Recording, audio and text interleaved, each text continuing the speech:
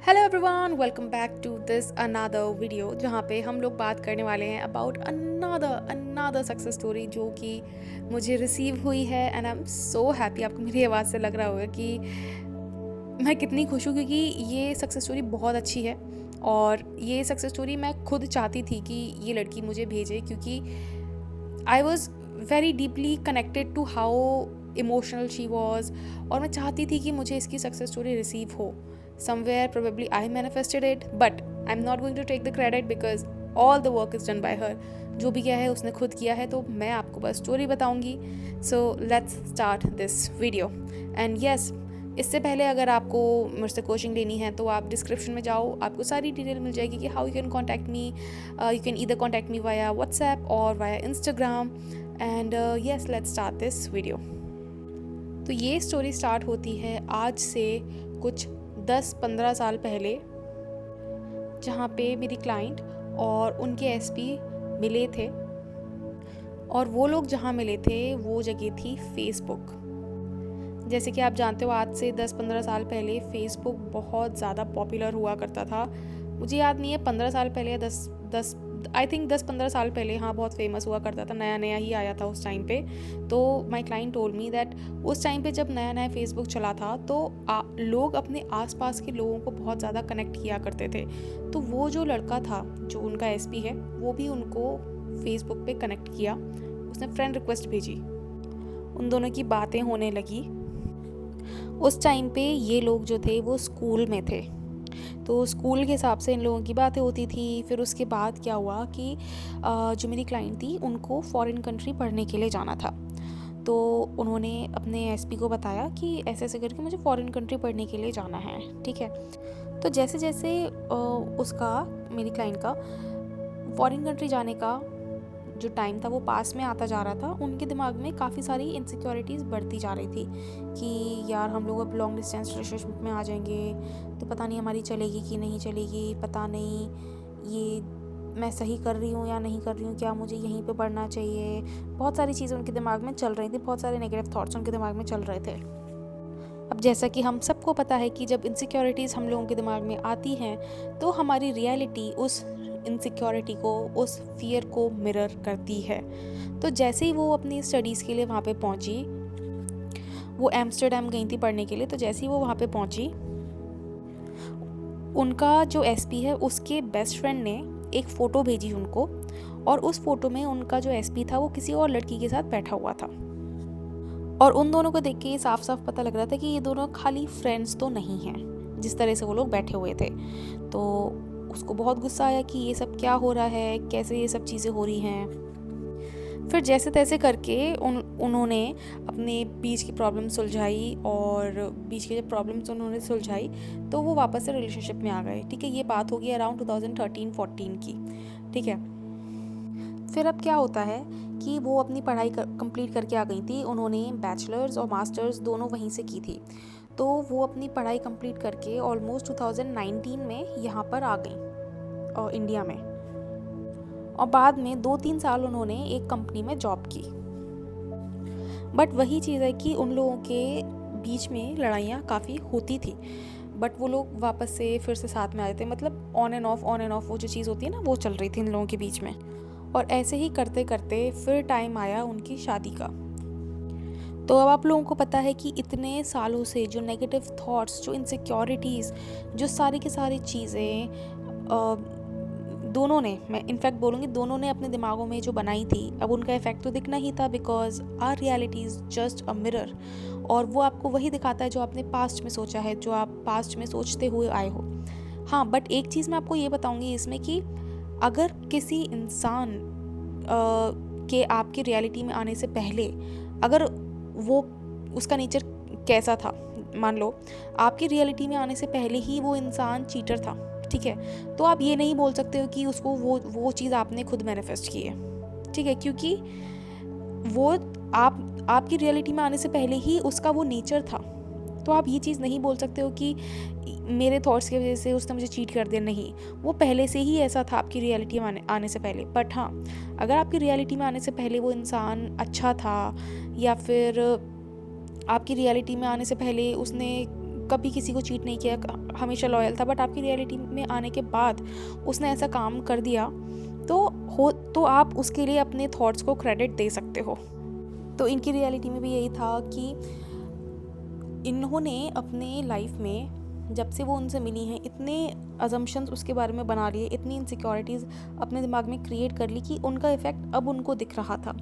तो क्या हुआ कि जब इन दोनों ने अपने अपने घरों में बात की तो दोनों फैमिलीज़ ने मना कर दिया। और क्योंकि इतने टाइम का जो रिलेशन था इनका, वो अब इनको अपने आंखों के सामने बिखरता हुआ दिखा तो ये लोग पागल हो गए। और लड़कियां तो खुद ज़्यादा ही हो जाती हैं, टू बी ऑनेस्ट। लड़कों का मुझे नहीं पता है, I am not a guy, so I don't know कि ये चीज़ सच है कि नहीं, बट हाँ, लड़कियां कुछ ज़्यादा ही हो जाती हैं because we are emotionally driven. तो हम बहुत ज़्यादा रोने लग जाते हैं, बहुत ज़्यादा सर पीटने लग जाते हैं, हमें लगता है कि नहीं ऐसा कैसे हो सकता है, दिस एंड दैट, ठीक है। उन्होंने जितने भी एस्ट्रोलॉजर्स थे उनको अपनी कुंडली दिखाई, अब टैरो रीडर्स को कुंडली दिखाई। और जैसे मैंने आपको अपने इससे पिछले वीडियो में आई थिंक बताया था कि टैरो रीडिंग और एस्ट्रोलॉजी को हमें कैसे यूज़ करना चाहिए। तो टैरो रीडिंग और एस्ट्रोलॉजी हमें ये बताते हैं कि हमारे करंट बिलीव्स क्या हैं। टैरो रीडिंग तो कम्प्लीटली ये दिखाती है आपको कि आपके करंट माइंड स्टेट क्या है, आपका करंट बिलीफ सिस्टम क्या है। एस्ट्रोलॉजी आपको जो चार्ट दिखाता है, जो बर्थ चार्ट होता है आपका, जो आई वुड से जो जन्म कुंडली होती है, वो आपको ये दिखाती है कि जिस पॉइंट ऑफ टाइम पे आप पैदा हुए थे उस पॉइंट ऑफ टाइम पे प्लैनेट्स की क्या पोजीशन थी, और उन प्लैनेट्स की पोजीशन पे एक प्रेडिक्शन दिया जाता है कि आपकी पर्सनैलिटी ऐसी होगी, आपका चरित्र ऐसा होगा, आप अपनी लाइफ में ये करोगे ये करोगे ये करोगे, बेस्ड ऑन आपका जो कर्मा रहा है। क्योंकि अगर आप गीता वगैरह पढ़ो या फिर आपको शास्त्र वगैरह पढ़ो तो उसमें बताया जाता है कि जो जिस पॉइंट ऑफ टाइम पे आप पैदा होते हो that is directly related to the karma that you have done in the past life. तो उस बेसिस पे आप पैदा हुए हो, ठीक है। और वो पैदा होने के बाद आपकी कुंडली बनाई गई, उसमें बताया गया कि आप ये करोगे ये करोगे ये करोगे, ठीक है। पर कर्म करना is in your hand. Now present कर्म आपकी कुंडली करें, आपकी डेस्टिनी डिसाइड करेंगे। जो आप इस टाइम पे अपने दिमाग में बना रहे हो that is what will be manifested, that is what will become your destiny. हाँ, जो चीज़ें आपकी कुंडली में बताई गई हैं कि आपका चरित्र ऐसा होगा, आपकी ट्रेट्स ऐसे होंगे, वो आपको कहीं ना कहीं इम्पैक्ट कर सकती है, बट उससे इम्पैक्ट होना है या नहीं होना ये आपके ऊपर है। अब जैसे अभी एक रिसेंटली मुझे कमेंट आया था, शायद मेरी इससे पहले वाली वीडियो में, कि हमें टैरो कार्ड पे बिलीव करना चाहिए। तो उसका सिंपल सा आंसर यही है कि हाँ, टैरो कार्ड पे आपको बिलीव करना चाहिए to see it as a guide कि अभी मेरे दिमाग में क्या चल रहा है। Because tarot readings, tarot cards आपको यही दिखाते हैं कि ये आपके करंट बिलीव्स एंड अजम्पशंस हैं, और जो आपके दिमाग में चल रहा होता है वही आपकी रीडिंग भी आती है। अब जैसे कि अब जैसे एक कमेंट मैंने पढ़ा था कि मैं तो पॉजिटिव सोच रही थी बट मेरी रीडिंग नेगेटिव आई। वो इसलिए बिकॉज आप कॉन्शियसली पॉजिटिव सोच रहे थे but your subconscious vibe, your subconscious energy was कि आप नेगेटिव हो। तो that is what your tarot readings showed you.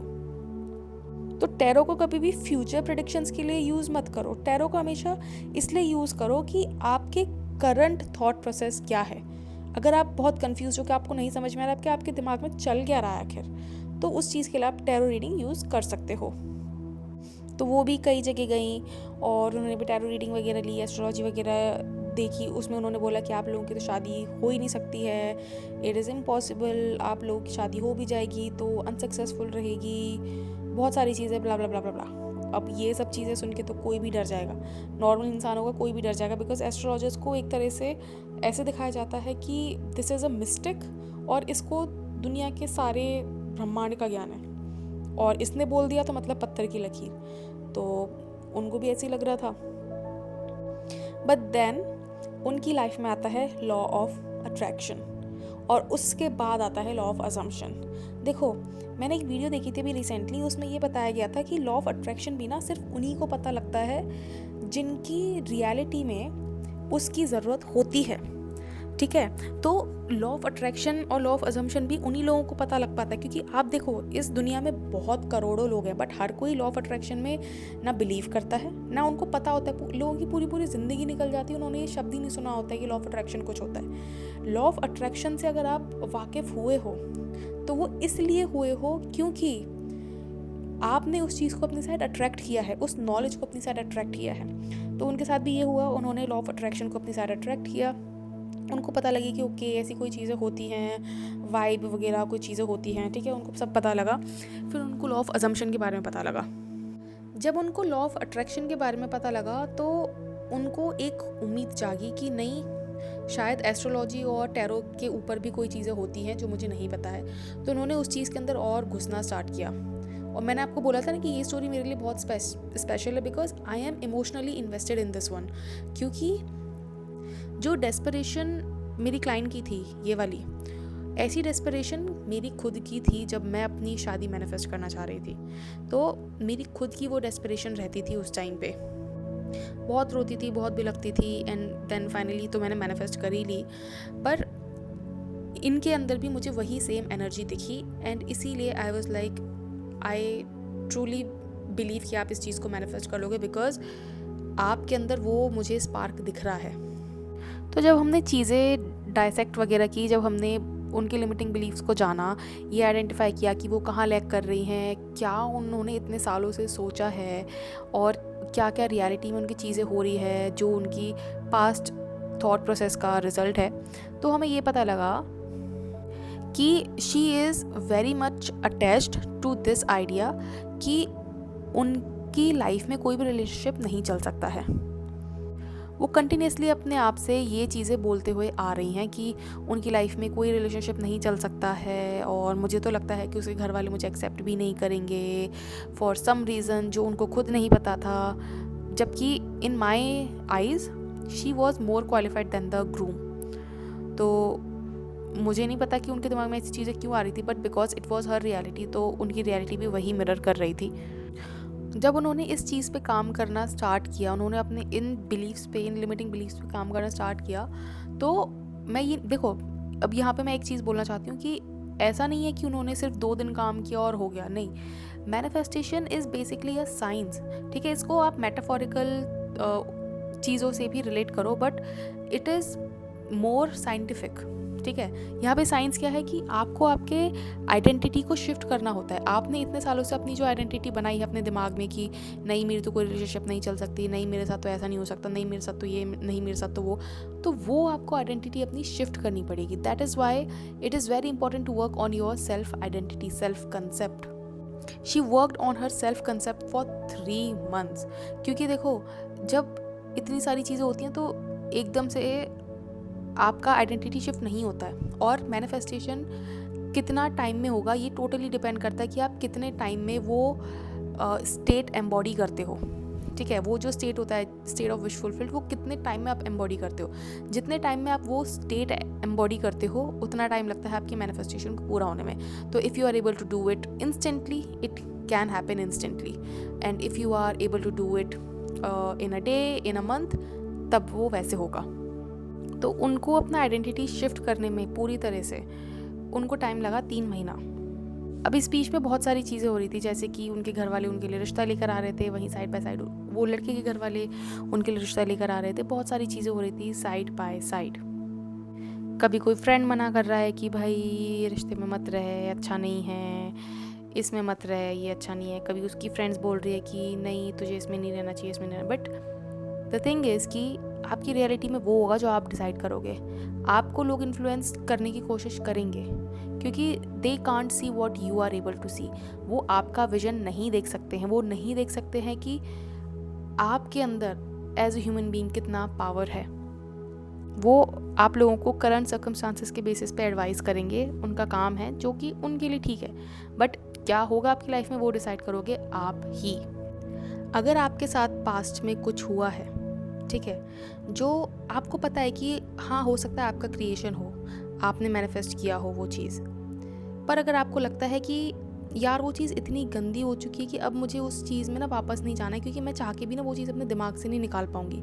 तो आपको बिल्कुल भी उस इंसान को दोबारा मैनिफेस्ट करने की ज़रूरत नहीं है। आप अपने दिल से पूछो कि आपको क्या चाहिए। अगर आप वो चीज़ें भुलाने के लिए तैयार हो और उसके साथ एक नई स्टार्टिंग करने के लिए तैयार हो, तो आप डेफ़िनेटली उसको मैनिफेस्ट करो, कोई दिक्कत नहीं है। बट बहुत सारी लड़कियाँ, बहुत सारे लड़के मेरे पास ऐसे आते हैं जो बोलते हैं कि मैम हमें पता है कि ये जो पुरानी चीज़ है ये भी हमने ही मैनिफेस्ट की है, बट वो चीज़ अब इतनी गंदी हो चुकी है ना कि अब उस चीज़ में वापस जाने का कोई सवाल ही नहीं होता है। भले ही मैं उसको कितना ही मिस करूँ, कितना ही वो करूँ, कितना ही वो मेरे दिल के पास हो या वो कितनी ही मेरे दिल के पास हो, बट मैं उसके पास अब वापस नहीं जाना चाहती, क्योंकि वो चीज़ बहुत ज़्यादा डर्टी हो चुकी है। तो ये चीज़ आपके हाथों में होती है कि आपको वो चीज़ वापस से चाहिए या नहीं चाहिए। अगर आपको लगता है कि आप वो चीज़ नहीं भुला सकते, तो आपको कोई ज़रूरत नहीं है उसको मैनिफेस्ट करने की। हाँ, मुझे पता है अभी 4 लोग आएँगे कमेंट सेक्शन में ज्ञान देने की, "ओह! ये तो अपना लिमिटिंग बिलीफ झाड़ रही है एंड दिस एंड दैट।" बहुत लोग बोलेंगे, बट मुझे फ़र्क नहीं पड़ता। I am telling you what I have seen from the mouths of people. जो लोग मुझे बोलते हैं, मैं वो आपको बता रही हूँ। और हो सकता है व्यूअर्स में से भी बहुत सारे लोग ऐसे हों जिनके साथ ये सिचुएशन हो कि उनकी जो एक्स के साथ उनकी सिचुएशन है, या फिर उनकी प्रेज़ेंट जॉब में जो सिचुएशन है, या फिर उनकी लाइफ में जो भी सिचुएशन है, वो इतनी गंदी है ना कि अब वो उस चीज़ में वापस नहीं जाना चाहते। तो ये सलाह उनके लिए, बिकॉज़ मैं एक मैनिफेस्टेशन कोच के साथ साथ एक लाइफ कोच भी हूँ, and my aim is to give you the right direction जो आपकी सिचुएशन के अकॉर्डिंग इस टाइम पे सही है। So coming back to the topic, उनके साथ ये हो रहा था कि उनके घर वाले उनको रिश्ता दिखा रहे थे, वहाँ पे लड़की के घर वाले उनको रिश्ता दिखा रहे थे। बहुत सारी चीज़ें हो रही थी, बहुत फोर्सी हो रही थी। फोर्सी इज़ दैट अ वर्ड? बहुत फोर्स करा जा रहा था उनको, अपने ओपिनियंस, घर वालों के ओपिनियंस, ऊपर से उनका खुद का दिमाग नहीं चल रहा था कि क्या सही क्या गलत। बट उनको ये पता था कि उनका जो मंजिल है वो ये है कि उनको अपनी शादी मैनिफेस्ट करनी है, और यहाँ पे दोनों लोग अपनी शादी मैनिफेस्ट करने में लगे हुए थे एक दूसरे से, बिकॉज यहाँ पे कोई भी एक दूसरे को गिव अप नहीं करना चाहता था। But the only problem was कि उनके घर वाले नहीं मान रहे थे। बट जैसे जैसे उन्होंने अपने पेरेंट्स के लिए अफर्मेशंस करना स्टार्ट किया, जैसे जैसे उन्होंने अपने पेरेंट्स के लिए इमेज चेंज करनी स्टार्ट की अपने माइंड में, उनके पेरेंट्स ने भी उस चीज़ को कंफर्म करना स्टार्ट कर दिया। हाँ, इंस्टेंटली नहीं हुआ, because instantly 3D works in delay, जैसे कि आप सबको पता है, तो इंस्टेंटली नहीं हुआ वो चीज़। बट हाँ, इन दी एंड ये चीज़ हुई कि दोनों के पेरेंट्स मान गए, and now they both are getting married. जैसा कि मेरी क्लाइंट ने विजुलाइज़ किया था कि चीज़ें हो रही हैं, पेरेंट्स मान रहे हैं, वो सारी चीज़ें वैसी वैसी हुई उनके साथ। और द बेस्ट पार्ट वाज कि उनके पेरेंट्स खुद आके उनसे बोले कि चलो तुमको कहीं और नहीं करनी है तो हम यहीं करा देते तुम्हारी, अब तुम हमारी सुनोगी तो हो नहीं, तो हम यहीं करा देते हैं। ऑल्दो उन्होंने थक हार के बोला, बट ठीक है, मान गए ना, वही एंड में मैटर करता है। स्टार्टिंग में तो उनके माँ बाप ने, दोनों के माँ बाप ने बहुत मना किया, बट वो स्टिल परसिस्ट कर रहे थे। वो शादी का रिश्ता लेकर आते थे, मीटिंग होती थी, लड़की परसिस्ट कर रही होती थी कि नहीं, I am already married with my SP, I am already married with my SP. वो कर रही होती थी, ठीक है।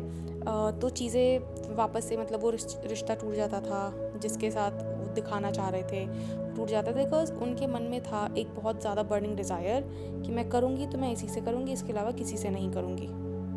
तो यहाँ पे ये चीज़ देखने वाली है कि with faith and persistence everything is possible.